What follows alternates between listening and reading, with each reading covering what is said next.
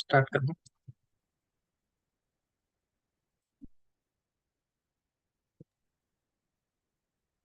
Antara. Good evening, everyone. I'm your host. My name is Antara Ghosh, and I am currently pursuing my bachelor's in forensic science from Parul University.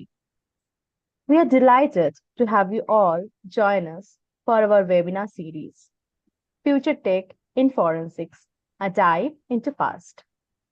This webinar series is presented in collaboration with the Department of Forensic Science, Applied Sciences, Parul University, and Forensic Talents India. We have already completed 7 sessions. We still have 5 more fields to be covered, and we really appreciate your continuous support all the way.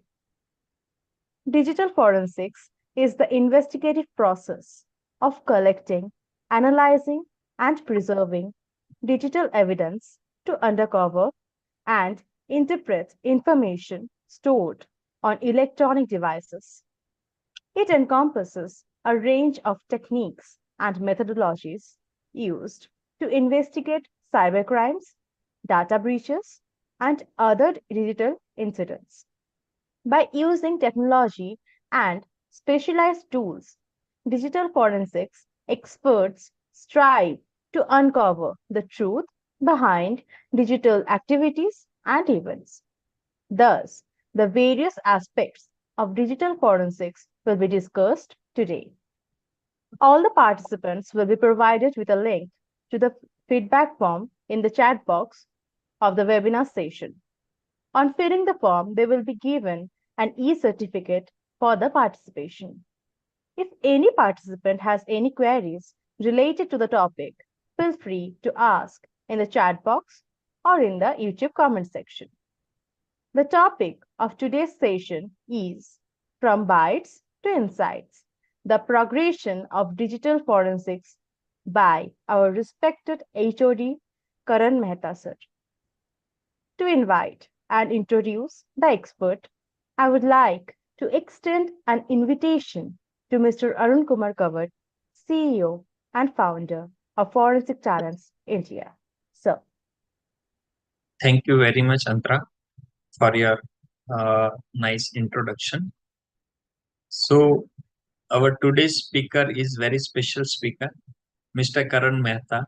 He is currently working as a acting HOD in Department of Forensic Science at Parul University.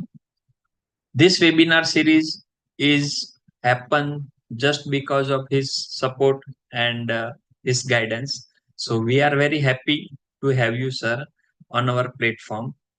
Sir has a certified ISO 27001 2022 lead auditor and an expert in open source intelligence.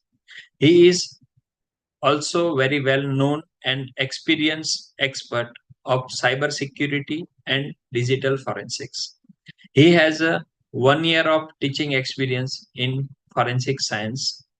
He has several certificates including CISSP, NDE, DFE, OWASP, operational analysis of suspicious transaction reports, and so many others. He has been trained at Directorate of Forensic Science Laboratory, Gandhinagar, Ahmedabad. He is also registered as a cyber expert on National Cyber Crime Reporting Portal, which was and comes under MHA Government of India. He is very well known and experienced in cyber forensic, and for that he has also invited in many institutes and many workshop as an expert talk. His main expertise in digital forensic and incidents response. So we are very happy to have you, sir, on our platform. It's over to you, sir. Good evening, sir. Am I audible? Yes, sir. Yes, sir. First of all, sir, I would like to thank Arun sir and entire Forensic Talent India team for the organizing this wonderful webinar series on the future of forensic science. And also big thank you to Antra and Arun sir for the introduction. Uh, and then I'm delighted to see so many of you joining from the around the world and all eager to delve into the fascinating realm of the digital investigation. If we are talking about the today's world, where the technology is everywhere, it is super important to understand how we look into the digital clues, why the digital forensic is so much important in today's generation. If we are talking about the cybercrime, it is not just something nice to know, but it is very really necessary for the field of forensic science. So let me share my screen. Yes.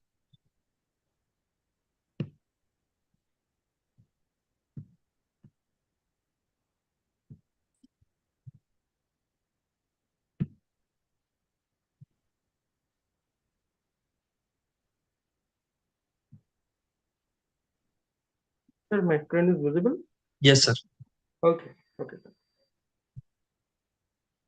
So now, first of all, let's talk about the title of our today's topic: why bits into the insight. Now, the bits is just a binary number from where the digital starts. From the insight means we have today in this generation we are at the IoT level and SCADA level, right? Into Internet of Things and SCADA, supervisory control and data acquisition. So let's start with this topic. Before start, just a quick reminder that this webinar is all about the learning only, and it does not promoting anything illegal. Everything we discuss here is just for the educational purpose only. So dear students, let's keep our conversation ethical and focused on the ethical ways. So, first of all, what is cybercrime? If you are talking about the cybercrime, it is just a illegal activity with using digital device like our computers, our laptops, our mobile phones, our IoT devices like smartwatch is a purely as a tool or target, with or without internet, which includes the wide range of illicit activities, including hacking, means some unauthorized access to the someone's system. Next one for the phishing by email. Next one, the identity theft to impersonate it to someone's account. Next one, online fraud, etc. The perpetrators of this cybercrime oftenly referred as the cyber criminal who exploit vulnerabilities in computing devices as well as network to steal our important and sensitive information and commit a financial crime. So before starting the introduction of the cybercrime, first of all, let's discuss about the generation of cybercrime. Currently, we are in the third generation, right? So before generation one and generation two. So let's start with first generation of cybercrime. The first generation of cybercrime emerged in the early days of the internet when the internet is just introduced in this world. During this time, the cyber criminals primarily focused on the simple act. It is a very simple way of the first generation. They will just spreading of viruses and defacing the website. They are just spreading a normal viruses and defacing the website. For the same, this generation is also known as our traditional crime generation, means first generation of cybercrime. In the first generation of cybercrime, it involves computer as a pure based tool, and sometimes they also use the network technology. For the same, this generation is the deadliest combination of computer technology as well as internet technology. Then, if we are talking about the second generation of cybercrime, if we are talking about the second generation of cybercrime, it is so the rise of the financial motivated attack because of e-commerce websites are available during this time. Additionally, we can say that during the second generation, our Facebook, Instagram, Snapchat are available, right? For the same, this generation is also known as hybrid crime generation, right? With the advent of e-commerce and online banking, cyber criminals begin targeting individuals as well as organizations for the financial gain. Phishing scheme, identity theft are the part of the second generation of cybercrime. Now, if we are talking about the third generation, means a current generation of cybercrime, we find ourselves in the midst of the third generation of cybercrime, which is also known as truly based cybercrime, because it is exclusively based on our 5G networks, 4G networks, and much advanced technologies. In this generation, cybercriminal must need internet to perform a criminal activity.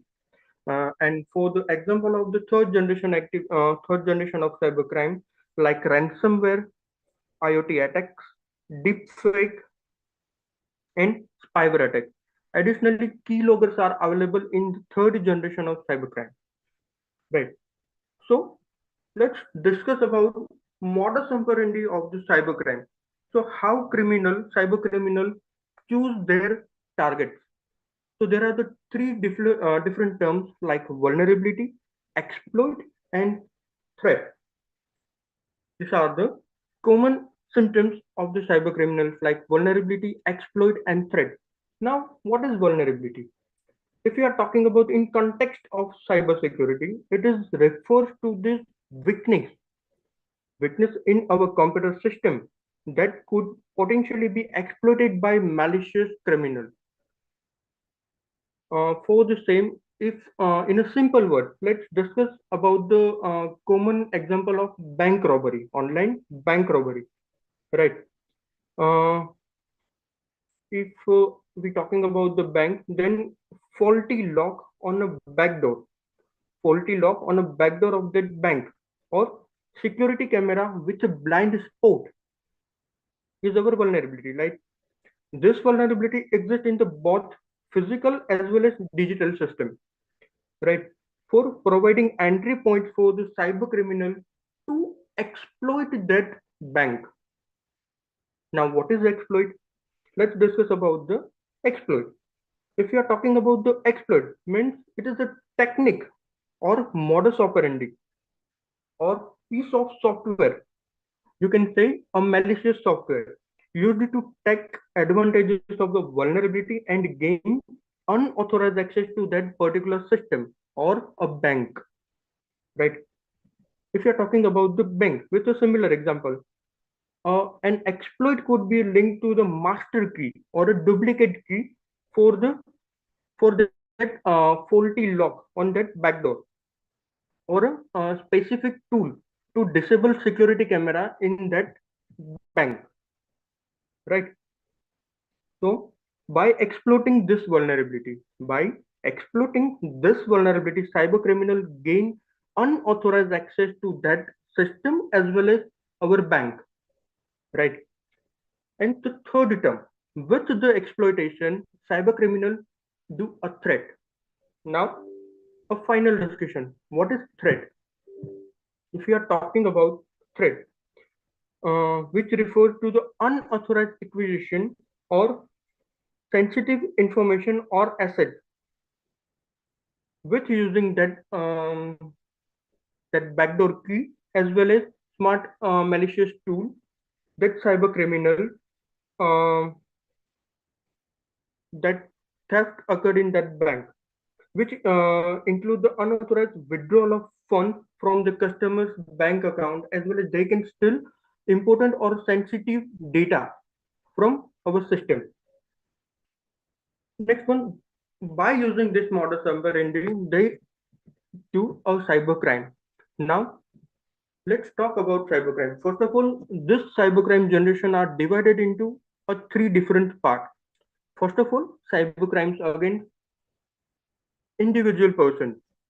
If you are talking about the cybercrime against that individual person, then there are the different types of cybercrime. very well known. And first one is the identity theft. You might have heard about the identity theft. Now, what is cyber identity theft? In this case, cyber criminals steal personal information such as social security numbers, credit card details, or login credentials to assume someone's identity for a financial gain or other fraudulent purpose. One more thing, cyber criminals can download your profile picture as well as name from your social media account like Facebook, WhatsApp, Instagram, etc. Second number, online scam. Online scam take a peak during our COVID era, right? Cyber criminals create a fraudulent scheme, including fake online auction, lottery scam, or romance scam, to deceive individuals into providing money or personal information under the false presentation. Third one, hacking.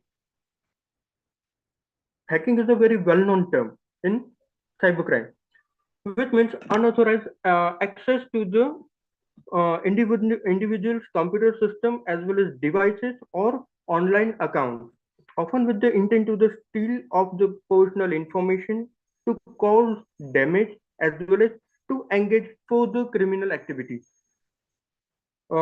Next one, very well known, cyber stalking. In this case, cyber criminal use online platform like social media accounts or communication channels to stalk as well as harass or um, individuals, often using emotional distress or invading their privacy to disturb their privacy. Then next one, online bullying. Online bullying refers to the digital platform to target and harass individuals for the often through the social media and leading to the psychological as well as emotional disorders. Next one, a financial fraud. Cyber criminal engage in a various tactics such as a credit card fraud, online banking fraud, as well as investment scam to unlawful obtain individual financial resources. Then one more, most important, MITM, man in the middle attack. In this cyber attack, where the communication between the two parties is intercepted and often to steal login credential as well as personal information or spy on victim or corrupt data. This is the basic modus operandi of the MITM attack, right? The attackers trick the client to the server into believing that they are exchanging information with each other. But actually, no, there is a one man in the middle person. While the attackers intercept that data and create a connection to the still that personal data like credential as well as banking sector. While the other attackers intercept the data, creates a connection to the proxy. Next one, if we are talking about the cyber stalking, yeah, we already discussed about the cyber stalking. Next one, a juice jacking attack. It is a purely form of the cyber attack where the hacker tamper with the public USB charging point, where the public charging point is infecting with some malicious code and criminal making hardware change that allow them to steal the data from that particular devices to connect them. And specifically, in this type of attack has been growing concern with the incidents reported the various public spaces such as you can say that airport, your shopping complexes, as well as your bus.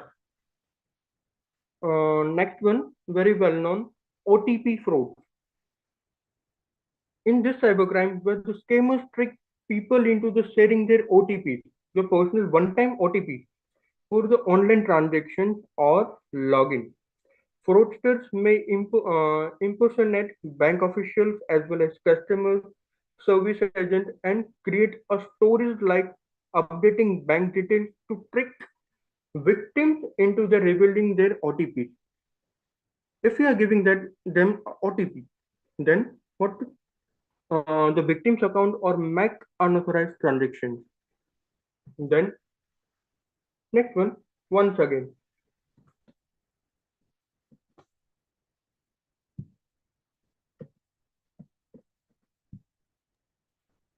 Just a minute.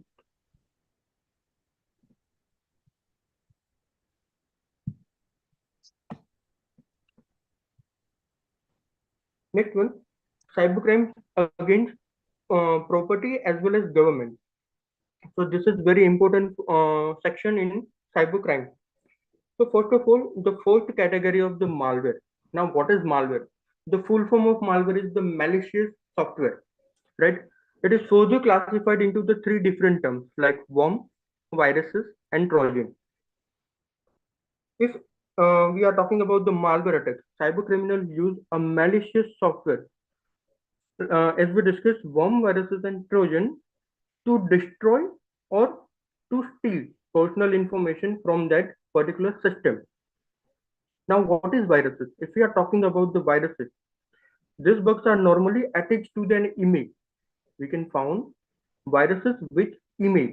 If you are talking about the ransomware, one of the most advanced part of malware, which encrypt our data, uh, for the same we have to pay some amount as a ransom. Next one, spyware. It can monitor all form of communication like interconnection and interaction of the devices, particular the devices. If we are talking about that Trojan, you might heard about the Trojan horse story. If you are talking about the Trojan, this application is actually stealing a personal data as well as spying or even crashing our computer system. Right. Next one, DOS and DDoS attack. The full form of DOS attack is distributed denial of service.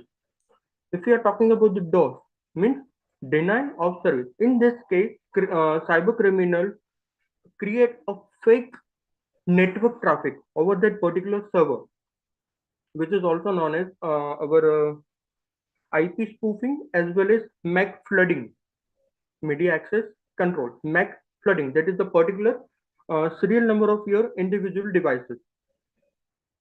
Right.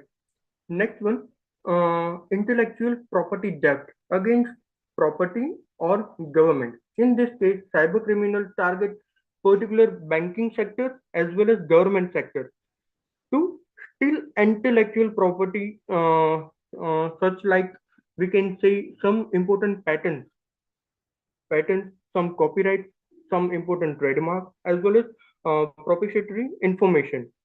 With this stolen property, cyber criminal can use for the financial gain or as well as competitive advantages. Next one, website defacement. Now, what is website defacement?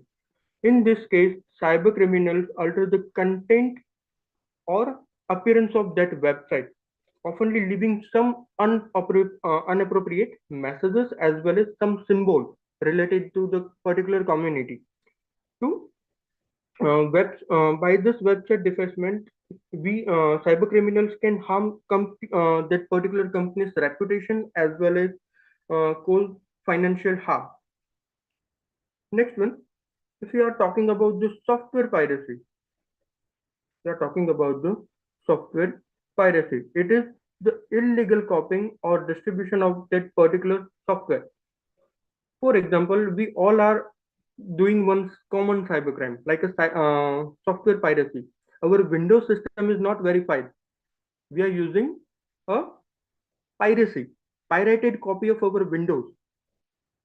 Next one, cyber terrorism against our nation. This is the most important concern of our cybercrime.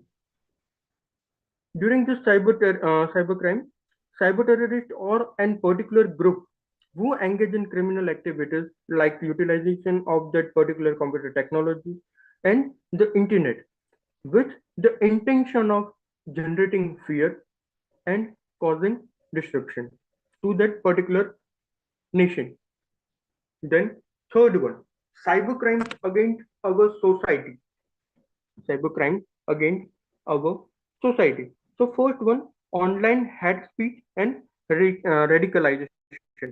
Some particular group are giving some speech, some politics party gives some speech which is not appropriate, right?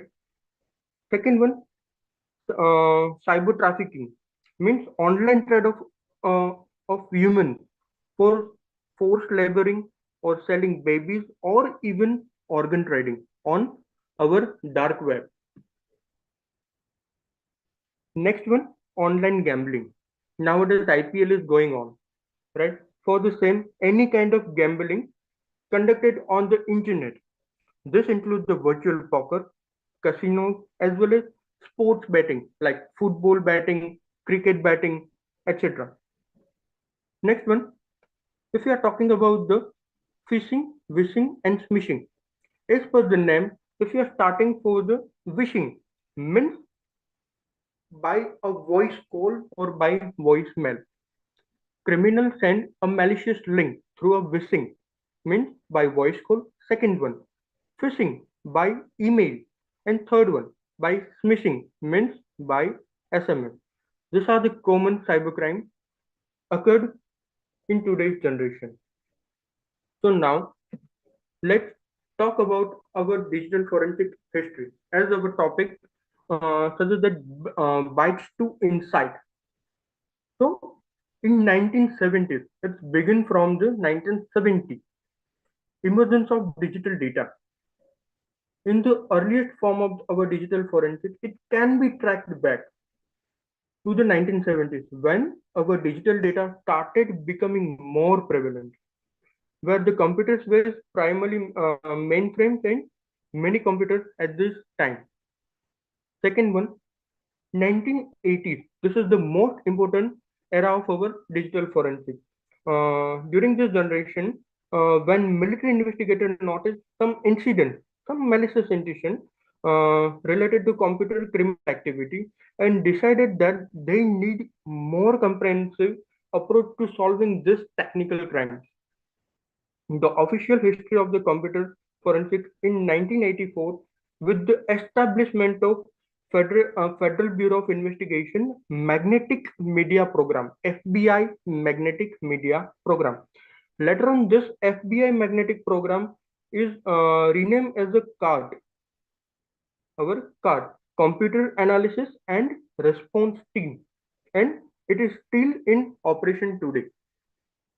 If we are talking about 90s, the 90s saw that the establishment of that foundational techniques and tools, specifically for the tools which are used for our digital forensics, and the law enforcement agencies and cybersecurity experts begin developing specific protocols and methodologies for investigating digital crimes. If you are talking about the late 90s, as the internet become more accessible and widespread, we can say this is the generation of our 2G or 3G, which is the widespread. In this cybercrime, major concern is digital forensic had to adopt that particular challenges posed by crimes committed online, such as hacking, identity theft, or online fraud. If you are talking about early 2000s, if you are talking about the early 2000s, which is brought about the great formalization and standardization of digital forensic process, and some organization like International Association of Computer Investigative Specialists, IACIS, and our NIST, National Institute of Standards and Technology, started providing some specific guidelines and best practices for digital investigations. Then, if we are talking about the mid 2000s, whereas the increase of mobile devices and digital media storage expanded the scope of digital forensics. Additionally, analysts had to develop some important techniques for extracting evidence like our raw data as well as metadata from that particular varieties of devices, including cell phone. USB drive, as well as memory card. Then let's talk about the late 2000s, which is just a minute, which is very well known for our cloud computing and virtualization. During this time, our new challenges, our investigators are facing some new challenges, like we have to adapt the decentralized nature of data storage and complexities of virtual environment. If we are talking about 2010s, the exploitation of big data, the use of advanced technologies like very well-known machine learning techniques, as well as artificial intelligence, start influencing digital forensics.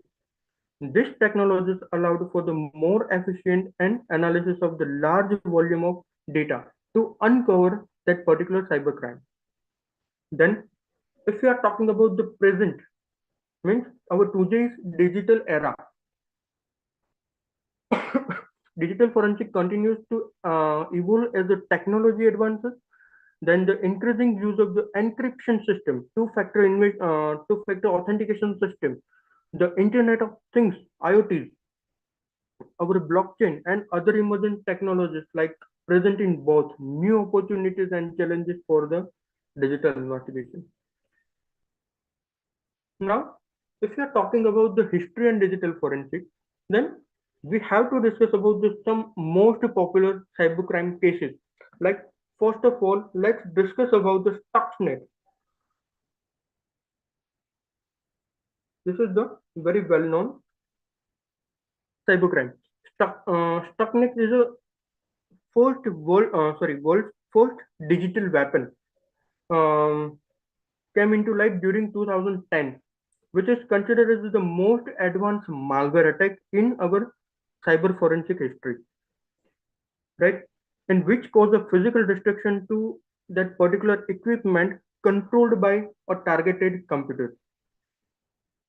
Stuxnet is a computer bomb that was discovered in 2010 and which is um, designed by our US and Israel army is a part of operation of Olympic Games.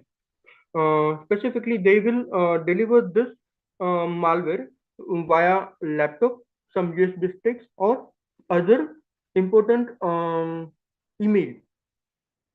Once we install that particular Stuxnet in our system, which will spread rapidly across by the exploiting previously unknown zero-day vulnerabilities in that particular Windows system. We are talking about the WannaCry. This is the one of the most deadliest malware attack, which during 2017 at the same time in 150 countries infected by this WannaCry ransomware. This is the most advanced ransomware in today's history. Then, if we are talking about our digital forensics. Now, what is digital forensics? For the same, we have to just focus in our specific terms like collecting, analyzing, document, and presenting our digital evidence, which is uh, specifically admissible in court of law, right? Our digital forensic categorized in the different part like computer forensic, second one network forensic, social media forensic, cloud forensic, mobile forensic, malware forensic, disk forensic, IoT forensic, database forensic, and one more, SCADA. Today, in today's generation, we are also using a SCADA devices for that particular company or industry. As we discussed earlier, SCADA is the full form of SCADA is supervisory control and data acquisition. And the ultimate goal of our digital forensic is investigating some serious crime committed using our computing devices um, or any other device that we can collect data, valuable data from that particular digital devices uh, with a forensically sound manner to present it in a court of law. Then these are the steps which is very important in digital forensics. First one, identification, preservation, analysis, documentation, and presentation. So before this step, chain of custody plays a crucial role. Now, if you are talking about the chain of custody, so specifically the goal of chain of custody is to ensure the integrity, to ensure that integrity of our digital evidence through knowing that all persons who were in the contact with that specific evidence, with contact with that specific evidence is real or fake. Second thing, the digital exhibits are sent to the particular FSL along with the FIR copy. Our digital evidence will be sent to the particular FSL with our FIR copy. Then the first process that is carried out before opening any case at that particular forensic lab, right? So is that all the seals of that particular exhibit are checked to see if they are broken or whether the seals on the exhibits match with the seals that are described in that particular case file, right? Second thing, some other important description about the seal, packed envelopment, container, the color of that particular mobile phone, etc. Right? Then the police station name, its number, that particular case number, and other details are also noted during opening of that particular case. Then in the last, the exhibits are open and examination is carried out with the specific tool according to our evidence. Like if we are investigate our computer system, our laptop, our mobile, or our IoT devices. Now, if the further examination is required, then the exhibits are sent to the particular division if required. Right? Then what are the main elements? What are the main elements of report? First of all, it carry out the investigator's information, a brief information about that particular examiner, who examined this case, who handled this case, etc. Second thing, case description. You are much well aware about that case description, what is actual case and what kind of data you require, right? For the same third one, investigation. This is the crucial part of our investigation and our main element of our report. During this part, the investigators should explain the forensic acquisition process, indicate that what kind of tools and techniques were used to analyze that particular digital artifact, and give some details about the technical procedure undertaken by the examiner to extract that data, to extract that particular data relevant to the case in hand. That the person also needs to submit a copy of chain of custody forms and describe the methodology applied to handle and retrieve that particular evidence from our case. Then next one, summary of finding. After the investigation, after the using that particular software or tools, investigator must submit the summary of that particular report, which presents the investigator's opinion about the case. Then it may also include the notes to explain the investigator the areas. You can say that it will provide some hash value, which is the integral part of our report. And the last one, explanation of that term, like some unallocated space. During unallocated space, you can found in our various types of storage media, device configuration, overlays, select spaces. Then this term should be described in a simple language with examples so a non-technical audience during code proceeding they can understand it. This is the basic information of that particular topic. So these are the basic tools which are we use in forensic science lab. So if we are talking about the mobile forensic investigation, so there are the different types of tools.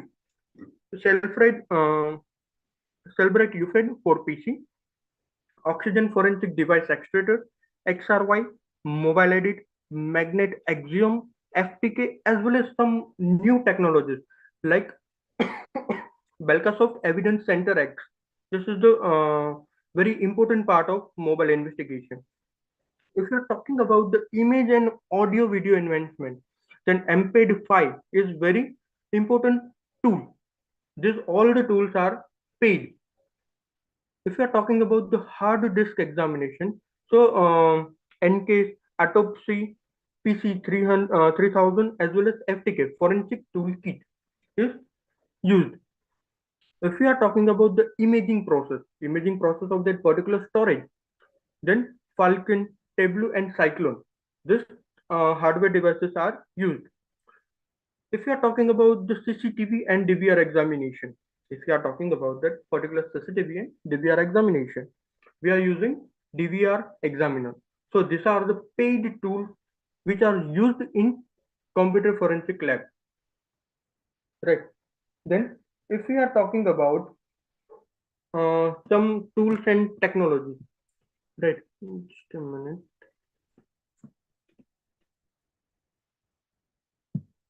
There are some free tools. This is our disk drill tool, right? I hope the tool is visible.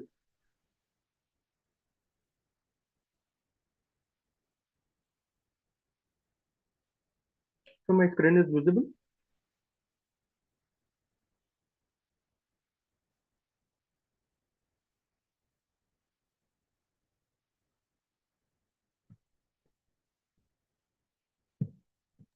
Yes, sir, it's visible. Okay, sir. So let's discuss about the disk drill software. This is specifically used for data recovery. Then this is freely available on internet, right? If you are talking about the disk drill tool, if we want to investigate our K drive to retrieve some lost data, right? And the file system is NTFS, right? Double click on our volume and search for lost data. It will start compiling that particular data.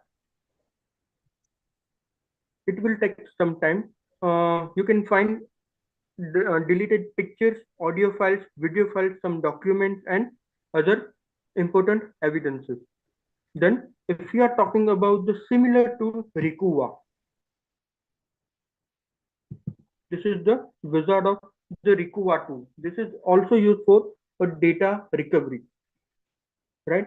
For the same, you have to start, click on the next, and it will scan your entire system from that particular system, and you can find out that particular deleted file from your devices. Then I hope you guys know about the steganographic techniques, which means hiding some important files or massive files, right? Okay. If we find that the disk drill means there are total number of images 50,794. We can Sorry to interrupt you, sir, but we can see your the presentation screen only, not the. I think you are showing some practical things which we are not able to see. okay, sir.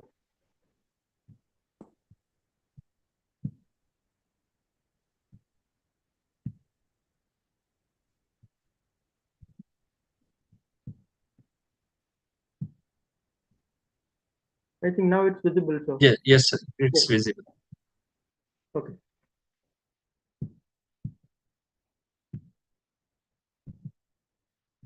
So specifically, this is our, let me repeat once again.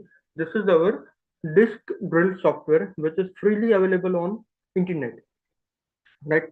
We can use this disk drill software as well as Rikuwa software for data recovery procedure.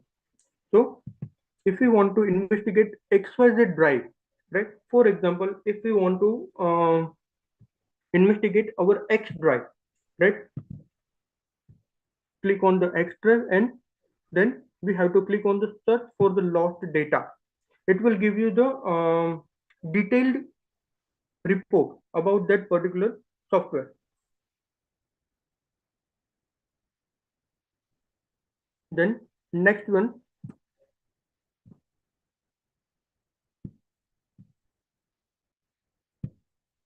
if we are talking about the Rikuwa software, right? Then this is our Rikuwa software homepage. We can find out that particular deleted file from where we can recover our lost or deleted data for the investigation procedure.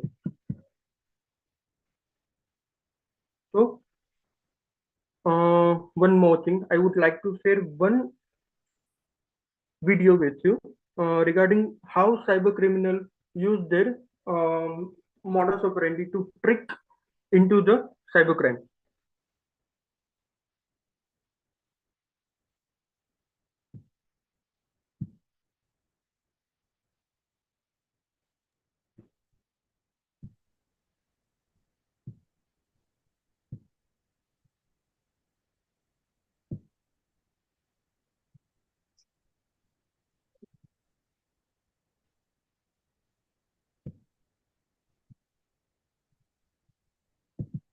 Hey Serena, yeah, what you got in your bag? It's my new heels for graduation.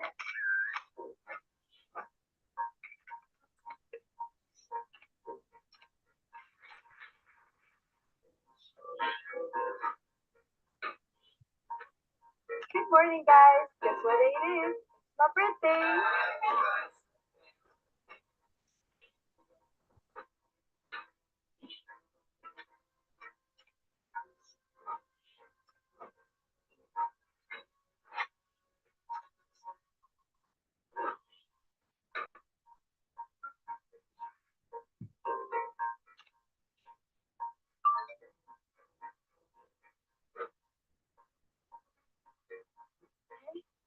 Where are these chairs coming from?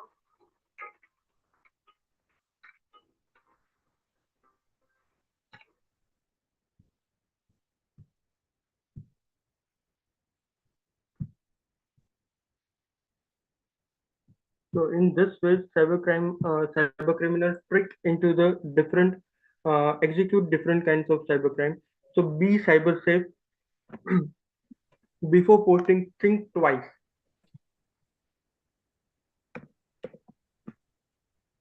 Okay, so we are concluding this session here. Thank you so much for the wonderful session, sir. Thank you very much, sir. We have learned so many things from you, and you give us a very good message on the cyber crime. As we know, that today's world is full of cyber crime, and the technology is for the benefit of people, but the misuse of the technologies are done by so many people who wants their personal benefits or some other things. So there are some questions from our participants, sir. So first question is, how do digital forensic analysts collect and preserve evidence from the digital devices? First of all, we have to identify that particular devices, whether it's our mobile phone, our pen drive, our storage media, or a computer. According to that, first of all, we have to use a different kind of software for same like a read blocker to convert our digital evidence into a read-only format. For the same, because some kinds of criminal use a Trojan, remote access Trojan, to destroy our evidence from that particular remote location, so that we can safeguarding our particular digital devices. Then we can say that duplicate the particular bit-to-bit copy of our evidence, and then we have to send that duplicate copy for the examination. In case that particular file or particular devices is crashed during the investigation, so our original copy remains same for the further investigation procedure. Okay. So one more question, sir. What challenges do digital forensic analysts face when dealing with the encrypted data? If you are talking about the encrypted data, so there is the hash value plays a crucial role, like SHA-256 and other algorithms for cryptographic manner. So there are the two different cryptographic manners, like if you are talking about the SSL or TLS, secure socket layers, and second one is the transport layer security. It plays a crucial role for that encrypted data. If you are talking about the topic about that particular SSL certificate, two-way certificate, which you can find in the metadata of that particular file. Okay. So next question is, what role does chain of custody play in ensuring the admissibility of digital evidences in court? Because for the same, there are the numerous aspects which play the crucial role in chain of custody. Like first of all, we have to note down that particular device serial number, which is known as our MAC address. Second thing, IP address of that particular location or particular devices, uh, which is already mentioned in our Panchinama or FIR. So during the court investigation, we have to submit that particular report in court of law. If we are using some digital softwares like our Oxygen Forensic as well as Cellbrite UFED for PC, which generate HTML based report. In that report, that particular MAC address is mentioned, which is similar to our Panchinama. Then and then only we can submit that particular evidence in court of law. Okay. So next is, sir, how do digital forensics analysts determine the timeline of event in the cyber incidents? If we are talking about the cyber incidents, there are the various tools. First one is the Windows audit, which gives you the detailed outline of that particular system. Secondary, our event manager, which provides you the detailed event timeline of how many times you enter that particular file, how many clicks you enter. So, with using that particular software, we can analyze that the what is the actual timeline of that particular incident. Okay. So I think this is a very interesting question, sir. How can anti-forensic techniques impact the effectiveness of digital forensic investigation? For the same, this is the challenging techniques for all the digital cyber forensic investigators. Then we can say that machine learning techniques as well as IoT devices. Like currently, we are going through the some Zigbee connection. We want to use some Zigbee connection for that particular device encryption procedure. So one more thing, if we are talking about that dark web and Tor browser, so it is difficult to analyze that particular artifact that from where that transaction is happened. So these are the future challenges we can face as a forensic investigator. Okay. So, sir, thank you very much and for your time and your knowledge you have shared with us. And I hope the all participants get so many new things and learn so many things from you. So, thank you very much, sir, for your Thank, time. thank you so much for the interactive session. Thank you, sir. Dear participant, our next topic or next webinar is on 6 April 2024 by Shaili Thakur, Advancement in Instrumental Techniques. The same details of the Zoom will be shared on your registered email ID. Thank you very much.